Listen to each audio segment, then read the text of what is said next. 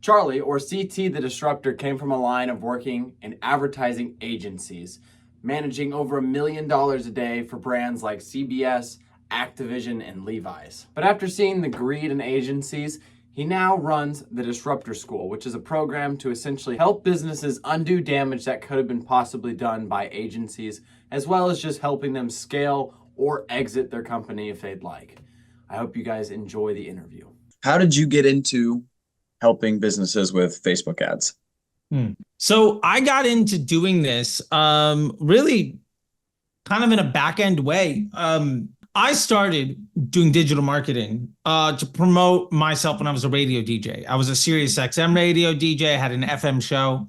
I got really good at promoting myself. People asked me to do it for them. Then when I moved to California, I got a job at a social media agency. And this was 2012. So there was no paid media. It was all just organic growth hacking stuff for like Disney princesses and artificially inflating like YouTube view numbers, all of that fun stuff. I worked there for a few months and their biggest client fired them. So it was last hired, first fired. I started my own agency, taking one of their clients with me. Again, growth hacking businesses, basically helping people that had a good product or a good service, but didn't know how to talk to folks on the internet, get better at doing it. And I had a big experience as a touring musician and radio guy. And then after about 9 months, my biggest client fired me. I'm still friends with the guy, but he put some money into Facebook, and this is 2013. He's like, I put $100 into Facebook. It did more for me than I pay you $2,000 a month for. No offense, but I don't need you. And he paid out his contract. And the next day I put my credit card into Facebook and started promoting my band. Within 3 months, I got a job at an agency promoting like Jay and Silent Bob and the Carrie Gaynor method, like anti-smoking stuff. Within 3 months after that, I was running ads for like Jamba Juice and Viking River Cruises. And by the end of the year, I had gotten a job as a supervisor at Omnicom of the West Coast paid social department called Resolution Media. And I was managing like $1 million a day for brands like CBS. And I was working with Activision and Levi's in the office with the Apple people and all of that stuff. And so long story short, I accelerated very quickly a long time ago. If you've also been paying attention, didn't work at a lot of places for very long. So I got to basically be the most experienced new employee at every ad agency. And as a result, I got to learn from the smartest people in the room in a lot of different rooms. The problem was that I was not a great employee because I didn't understand that an ad agency is a bank. It is not a service provider. And I kept getting fired for various issues. But for instance, I was spending $1 million a day for Omnicom on a brand, and we had a 20% commission. So it was a $200,000 a day revenue driver for the business. I figured out a way to get the same result for the client for $800,000. So I saved them $200,000. Massive win. I did that for a week, 7 days. What that really means is that I cost my employer 4 times my annual salary in revenue in a week. And the more and more experience I went through, more and more agencies, the more and more I realized that I was really good at doing the work and understanding the business impact, but that I was not the best person to take advantage of brands. And when I went brand side, I was able to do things for them that most other marketers could never do. Because I had learned how to grow businesses, not how to just not get fired. I basically at some point knew the agency was going to fire me sooner than later. So I focused on, let me scale the shit out of this business instead of worrying about me getting fired. And as a result, I mean, when I took over CBS, it was $50K a month. Within 9 months, it was $1 million a day in ad spend they were giving us. And that's for television. There was no revenue attached to that at all. But I was able to go back to folks constantly and point to all of those things. So come 2018, when Facebook really started to take off, I had already had like 5-6 years experience. I saw all of these folks that legitimately didn't know how Facebook worked, that were very good salespeople with strong email and PPC background, selling Facebook ads as a service in a way where they were basically just doing predatory business practices and really hurting people.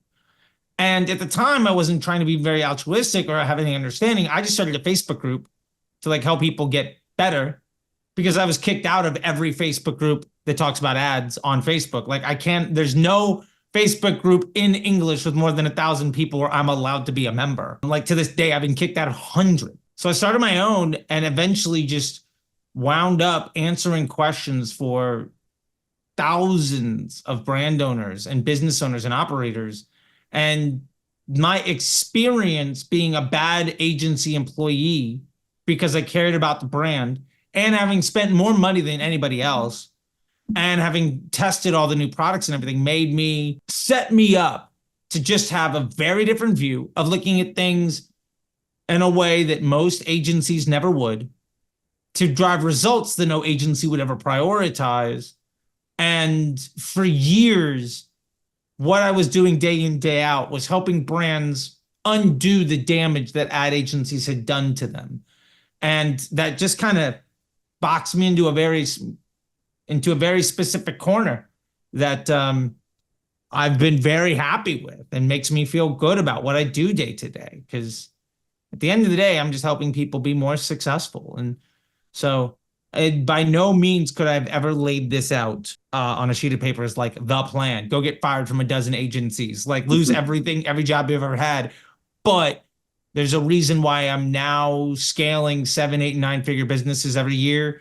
I've been a part of half a dozen exits in the last 5 years. I'm helping one brand do it right now. There's another brand that we're starting. Even in this world where everybody says nobody's getting exits, CTC is broken, all this other stuff. That's just objectively not true. It's just the volume of people who run poor businesses is a lot bigger. Shopify, Facebook ads, etc., has made it really easy for anybody with a good idea to generate revenue and sales. The problem is most people don't have good business acumen. So if 5 years ago, there were 10 companies knocking at the door at a bank to get a deal, 5 of them would get a deal to exit their business. Today, there's 10,000 businesses knocking at the door, and like 20 of them are getting a deal. Now, the volume of people getting a deal has gone up, but the volume of people being rejected is exponentially larger. So it feels like people aren't being successful. But, well, like I said, I'm working on exiting a business right now with some folks that came into my school. 18 months ago, they started their business, and they're probably going to get close to 8 figures for a check to walk away and start their next thing. Like that's happening right now. And then I'm working on another deal that we're starting with a guy who's 23 and started like a teeth whitening company out of the UK. He's been in his business like 3-4 years. And he went from maybe giving up on the business and not being able to make payroll to buying his dream car. And we're working on exiting that business. And he'll probably get 20. People are doing this all day. It's just a matter of making it work. So that's the very long-winded answer to your initial question. I hope that works for you. I like that. I like that answer. So you're getting in contact with these clients that you're helping through Facebook, right? Or are you getting I mean, most people find me, I think, through YouTube and social media. Back in the day, Clubhouse was really huge, where I would find people, because I'd go into a room with a bunch of people that claimed to be experts that had big followings of people asking them questions. I would then go in and correct them and then let their audience know why they were wrong, where they were coming from, and how to solve the problem.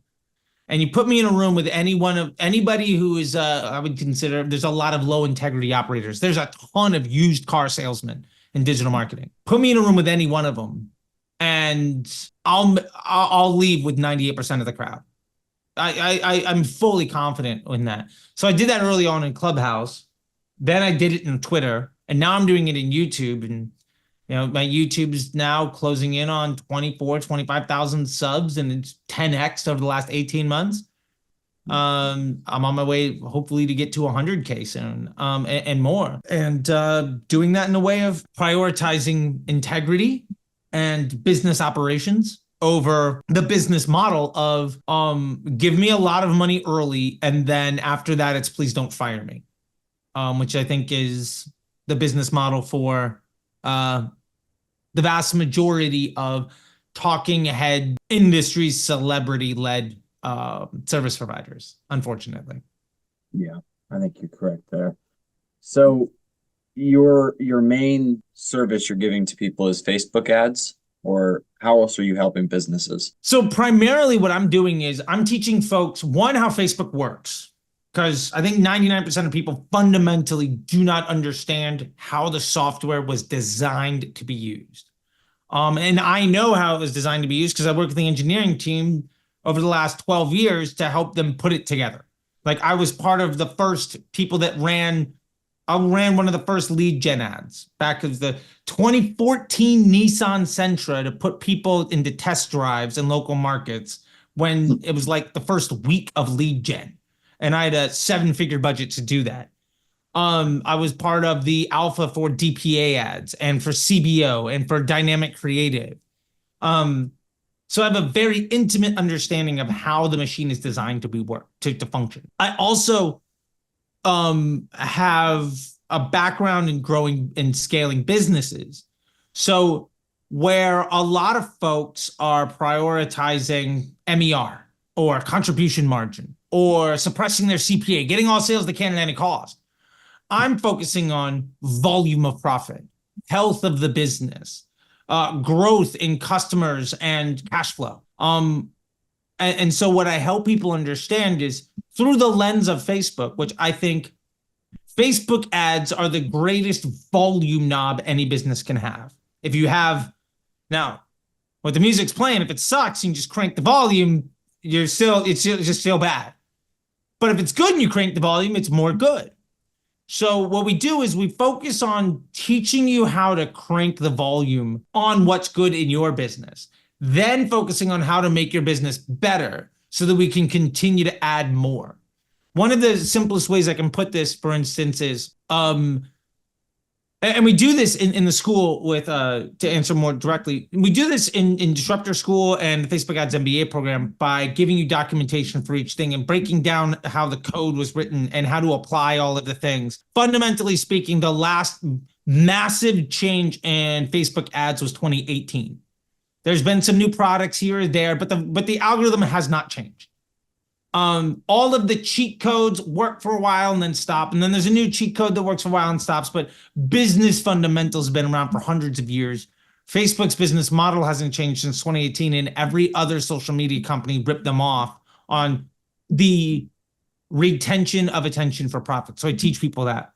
But getting back to this, understanding what your actual volume of profit looks like, understanding where you're going to get cash flow from. If we can say we are okay with spending more money to get each sale in the business, because some sales are coming in through paid media, some are coming in through email, some through SEO, some people bought it and they come back and buy again. The more of that stuff we can do, the lower our blended cost per transaction, the acquisition of any transaction is. And if we're acquiring a transaction for less than the lifetime value of a customer, or even the value of a customer after their second purchase, then we have a margin with which to spend more money and to add more volume. And I hear a lot of people say, well, I have to be first order profitable. I can't scale a business losing money on the front end. And my response to them is, build a better business so that anybody cares enough to come back to and buy from you again. Or get better at organic so that people want to buy from you where ads aren't the only source of revenue. No, if you run ads and you make 10 sales and you spend $100, then each sale costs you 10. But say you get an extra 5 sales because your organic social was strong and people just actually wanted to buy from you. And say you got another 5 sales because over the last 100 days or 2 years, you've developed a product where somebody cares enough to buy again. Well, now you paid $100 to acquire 20 sales. And instead of paying $10 a piece, you actually only paid 5. So you could be spending a lot more money to acquire those sales, even though it looks like you're losing money on the front end. It's just because people's definition of success is so myopic because the ad agency operator that taught them what to do is so focused on what is the Facebook CPA. And the honest truth is, no finance department in the world cares about the attribution cost per acquisition. No investment banker cares about the ROAS of an ad. Nobody on Shark Tank ever got a deal because their ROAS was good. What do they say? Cost per acquisition, lifetime value, what's your cash flow? Right? Those are the big three questions. Nobody ever says, well, my cash flow is terrible, my lifetime value sucks, but my Facebook ads, according to attribution, have a ROAS of 4, and nobody ever gets a deal. And there's a reason for that. It's because the vanity metrics of service providers, that is their sales pitch to get you to trust them, to give them your business, is very different than what actually matters to help a business grow. And so that's really what we try to teach. And I do that through the Facebook Ads MBA program and Disruptor School, where we do things different. And I'm very happy with people saying, well, that's not what everybody else says, because also my results aren't what other people have. I don't play the victim every February when my cost caps break. I don't say that Facebook is broken every August when we knew that was going to be a problem. I can let you know a year in advance what your next year is going to look like and what you should be doing each month. I can let you know what knobs to pull and what levers to push, and like ultimately how to build a better business so that you can invest more of your profit volume into growing the opportunity for your business model to generate a profit. And at the end of the day, 5% margin on $1 million is a lot more than 100% margin on 1,000. So I'll do the $1 million deal all day, even though every vanity metric of every ad agency whose business model is trick somebody into giving us money, and then every week is a sales pitch, please don't fire us. They'll never focus on that because their business is about taking advantage of your business model long enough to generate cash flow. And they're more reliant on their sales teams to bring in new business. And that's not all agencies, but most of the talking heads, pretty much anybody you'll see talking on stage at a conference or some, like, I would say I'm one of the very few folks that has been in the game this long that is with as much visibility in this space, that prioritizes business success. Because I don't operate a business. My livelihood for my family is not built on me being able to get people to sign lengthy predatory contracts. So my motivations aren't to continue to create harm. In fact, my business is, how do I make sure that you never need to deal with those people ever again? And the more those people go out there and get attention and have business models built on abusing people, the more business I get by providing a solution to that problem. So business has been very good for what I do. It's a weird space to be in, but I'm much happier being the problem solver than having been in the position of supervisor of the LA office of one of the top 4 like evil international conglomerates where, you know, like I said, 20% commission on $1 million a day ad spend that took me 30 minutes to manage. Like, that's just ridiculous. So yeah, that's where it comes from. Yeah, you seem extremely knowledgeable on what you're talking about. Thank you. And I appreciate it. And you're a very good talker also. I'd like to give you that. Oh, I like listening to you talk. So I have a personal question for you then. Sure. I am part of a social media team called The Guy. Here's a little logo. And we have a merch shop, and we've been trying to put some effort into that. So we're doing a third-party fulfillment. It's just merch, just some shirts and stuff like that. What do you think is our best route for scaling that? Yeah. 3 things I would look at. First, what already sells, if you have any. And if you do, I would immediately run an analysis, and you can do this in ChatGPT in like 5 seconds. All of your customers in your store. Let's say you have a Shopify, to make this as broadly accessible as possible. But you can do this if you have Stripe or WooCommerce or BigCommerce or whatever. Every one of them is going to tell you in the receipts, new customer returning. Awesome. And what they bought and how much they spent. Okay. Let's take everybody who's a returning customer. What was the most commonly purchased product when they were a new customer? One of the stickiest stats in any business is how people behave after their first transaction. For instance, if you go to a restaurant and you get the signature thing and it's amazing, odds are you're going to go back. If you go to a restaurant, let's say you go to, if you go to like a really expensive steakhouse and there are all sorts of other stuff, and you order like the French onion dip and like a wedge salad and you're like, it's not that great. You're probably not likely to go back. The point is, the first transaction a customer has with a business is you're buying a lead. That is the beginning of a customer relationship with multiple touch points. Most people say making the sale is a success. I look at e-commerce as lead gen. Somebody buying from you is them saying, I might be willing to spend money with you a second time. That second, that third, that fourth purchase, that's cash flow. That's the lifeblood of a business. You have to get people to buy more than once, or you'll only ever be as good as your ability to get a transaction. An analogy that I make all the time is the hunter and the farmer. For hundreds of thousands of years, humanity was hunting, right, and gathering, right? So you lived and died by your ability to go kill something today, and hopefully you were able to consume more calories than you killed. Otherwise, you die. Or if you break your leg, or if it snows, or whatever, you're dead. At some point, we learned how to farm. Now, the best hunters in the world would be the alpha bros and whatever else, and have to be really fit and be able to hunt and do whatever else. Any moron can throw water into the ground and maybe you get a little help preventing the deer from eating your corn or whatever, right? Maybe you get a dog to protect the area or, whatever it is. But one hard worker doing just what's laid out for them can feed 10,000 people. Whereas the greatest hunter in the world might be able to feed 10. When humanity learned how to farm, we went from living in caves to building empires. If your business is built on making each sale and that being success, you're a hunter. You're living and dying by your ability to make a sale. You're a salesperson. You're not a business. If you can learn how to farm by getting customers who are probably maybe going to buy a second time, then you only have to be a hunter until some of that fruit grows. And as soon as you can reap the rewards of your farming, you never have to hunt ever again.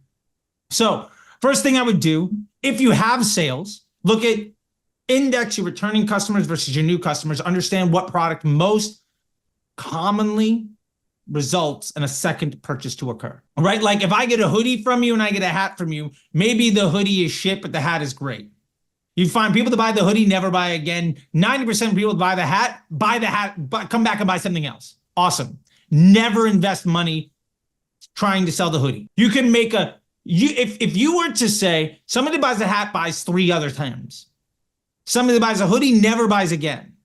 You would need that hoodie to be like 2-3x profitable to equal the amount of money you get from the hat. But you'd only get that money once. If the hat results in 2-3 sales, every time a sale comes in, you're going to be able to just crank up your baseline of just revenue in the business so you can invest more and more money in growing your business. So that'd be the first thing, is understanding what your hero product is. Then it would be working on the offer construction around that hero product. What are the other items that people buy? How do we put that into bundles or upsells? And if somebody does buy a second time, how can we increase the average order value of that? The beauty of focusing on what I call SPR, or second purchase rate. I think a lot of people focus on LTV. I'm not concerned about LTV. I just want to know, how long does it take for you to buy a second time? I'm going to optimize so that second time generating an overall profit.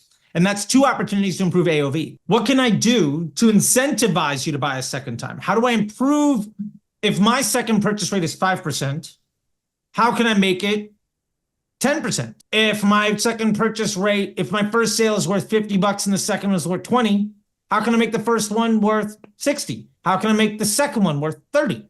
I have a lot more opportunity to improve the business, and I'm going to be making a lot more money even if my ads get 10% worse, 20% worse. So I need to focus on all of that stuff. And then the last thing that I'm focusing on there ultimately is then working on, like, what am I doing before the transaction? So really this is the customer journey, SPR, second purchase. Then it's the first purchase AOV conversion rate. So likelihood of somebody that buys once, how do we make more people buy a second time?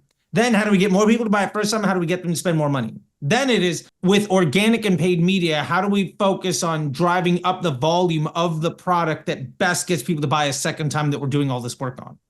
And that's organic social, that's product quality, that's paid social, that's just earned media, that's SEO, that's Google Ads, that's a million things, and anybody can solve that problem in any number of different ways. But that's really where I'm focusing on it. And at the end of the day, once you solve all of that, then it's you run some simple Facebook ads to sell that product because you figured out the funnel and the customer journey. And then you just invest some of this profit volume at the top to get more people to come in. And you don't have to make money on your Facebook ads because all you're doing is ramping up more opportunity for the business. And you'll get better at the Facebook and you get more people in the business. So you just get better on every step. Does that make sense? Yeah. So running ads then. So we're content creators. We have 1.8 million followers roughly across all social media. So we've got a pretty big following. So we've been starting to put out organic content around our shirts and stuff. Do you think that if we're seeing success with an organic piece producing sales, running it as an ad is a good idea? I think so. It can. I think that it is, at the end of the day, ads are just, it is the only difference between an ad and organic is one is free and one is paid, but it still occupies the same space in somebody's app. It still reaches more people if people like to see it and reaches fewer people if they don't. The way that happens organically is like, even if you got 1.8 followers, but a reel or a short or a TikTok might get 10 million views. Okay. Probably 90% of those people weren't following you. Great. In ads, the way we see that is your CPMs are lower and your frequency is lower.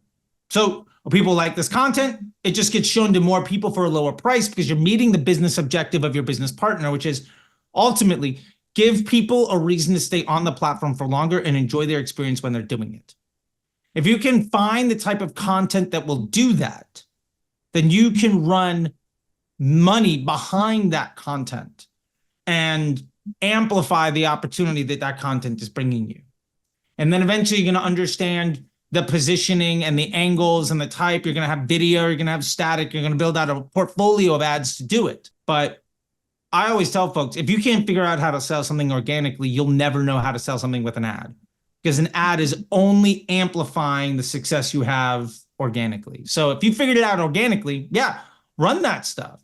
And if it was me, I would take, like, if you have 3 videos, run them all in a dynamic creative or a flex ad, add in like 2 primary text, 2 headlines, something I call a 3-2-2 ad, let that run it broad.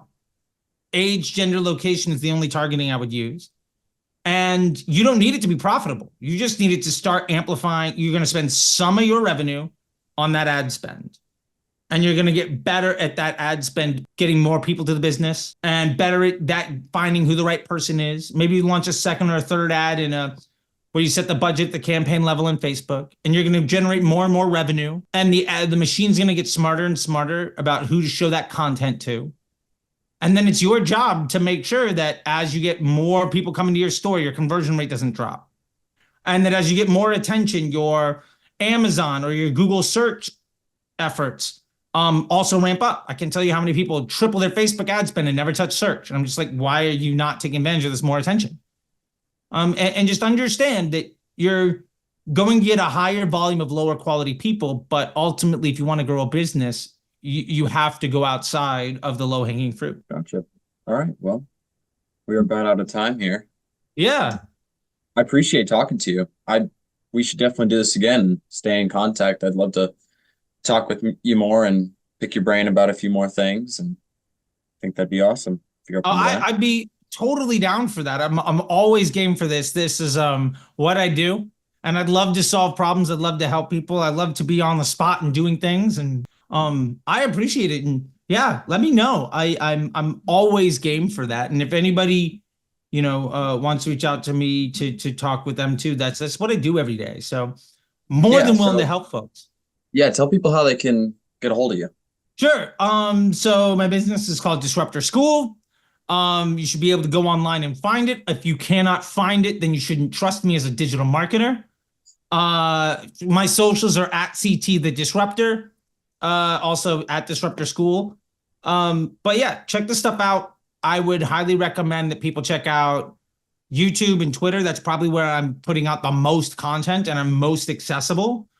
But my Instagram is I'm working on it. My TikTok is, a playground. So you'll see the same video go up like 5 times, then whichever one goes off goes to the other channels. But yeah, so you can find me anywhere there. And if you're in the ad space, if you can't find me, ask anybody else in the ad space. You're probably 1 or 2, degrees of separation. But again, check out Disruptor School. That's how you can find me. All my socials are there. I help people start it. You can start at like a $7 begin to win thing, or we can get you into the MBA program. There's a lot more than that. But yeah, I'm just here to really help people be successful. It's what I love to do. I'm clearly enthusiastic and passionate about it. And so the more I can help people see more success and less stress, the happier I am, and the more I can provide for my family and feel good about myself day to day. And at the end of the day, I'm very selfishly altruistic. I'll put it that way. All right, man. Well, I appreciate your time. Well, thank you, man. I really appreciate it. I'm going to go hang out with my little daughter for the next few hours, I guess, and go to my Facebook group and just start answering people's questions. We had a class today, and so I think there's about a dozen folks that want to get some help in their ad account. So I'm going to dive in there and just get under the hood and start helping people. All right. Kill it, man. All right. Awesome. I'll see you later. Take care. Thanks. Bye.